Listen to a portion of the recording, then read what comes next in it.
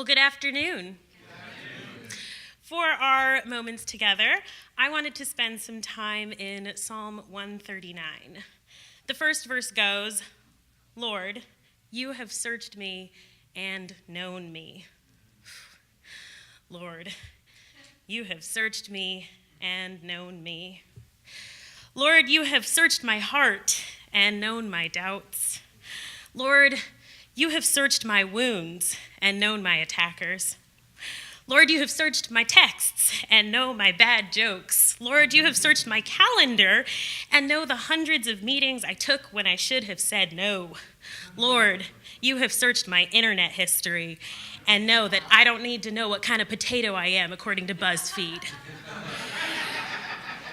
Lord, you have searched my mind and known when I had every intention to ignore your plan. Lord, you have searched me and known me. You know when I crash into the couch after a long day and when I rise for snacks I'm not hungry for from the kitchen. You discern my thoughts about my flaky friends from afar. You search out my GPS route and are acquainted with my favorite traveling playlist. Even before a mindless complaint is on my tongue, oh Lord, you know it completely. You wrangle me in, going behind and before, and lay your hand upon me. Such knowledge leaves me, as the kids say, shook. It is so high that the hops I've been perfecting diligently in the gym cannot attain it. Where can I go from your spirit? Where can I flee from your presence? If I ascend to my apartment on the second floor and close my door and turn off the lights and put on my headphones, you are there. If I make my bed the sofa at my friend's house after my high school reunion party ran past my curfew, you are there also.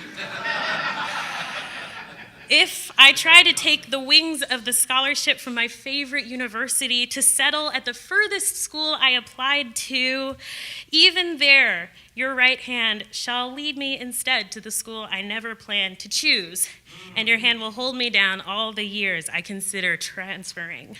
Lord, you have searched me and known me. Does anyone else think this is just annoying? Because sometimes I have to ask myself, when did I volunteer to be cross-examined by the Most High Judge? When I was applying for colleges, I didn't particularly care where I went. I visited both my parents' alma maters and decided that Alabama was where I wanted to go.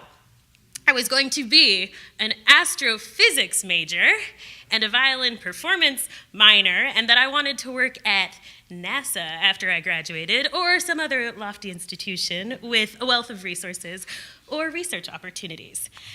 And yet, somehow, I ended up at Vanderbilt instead studying psychology and Spanish, a much smaller place designed for busybodies who like to work hard but play harder and don't mind watching their teams lose.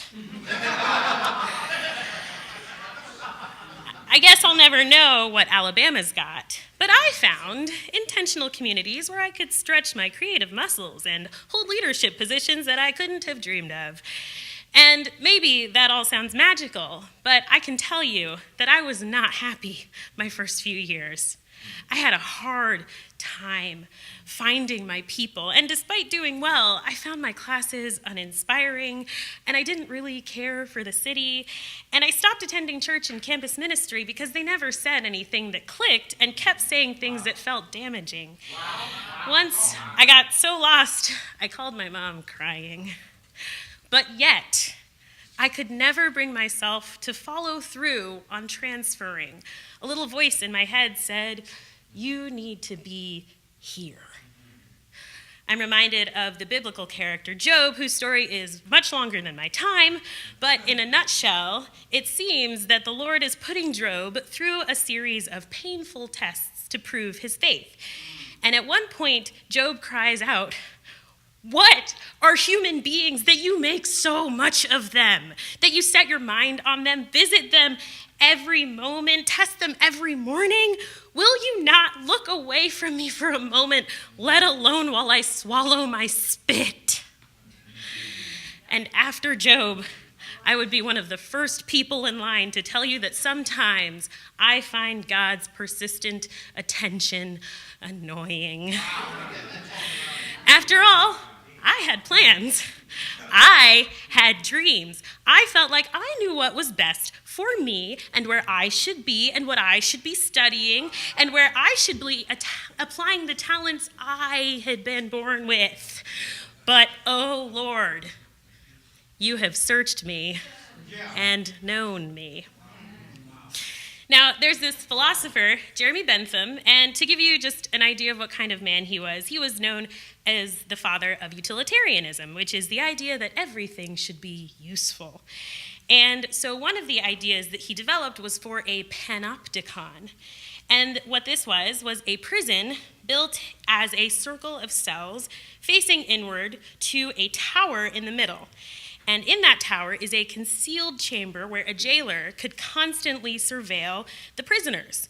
Now, the kick is that because the surveillance office in the tower is hidden, the prisoners could never see in to know for certain whether or not the jailer was actually there, ready to punish whatever they observed. Bentham figured that with this structure, the prisoners would constantly be on their best behavior. And so not only that, but he wanted to export the idea to schools and society at large, because as we know, people behave best when they think they're being watched. So the prison model never got launched in its full form, but pieces of the idea survived to slip into our daily lived experiences. We both fantasize and dread a world where everyone can be monitored, and we can feel confident that transgressors are being held accountable for their crimes. And I think that sometimes this is how we think God's omnipresence is. This constant paranoia that a divine parent is watching her children, waiting for us to trip up so that we can be duly punished. And the words search and know in the psalm translate from the Hebrew to mean this complete and deep and intimate knowledge that comes from thorough examination.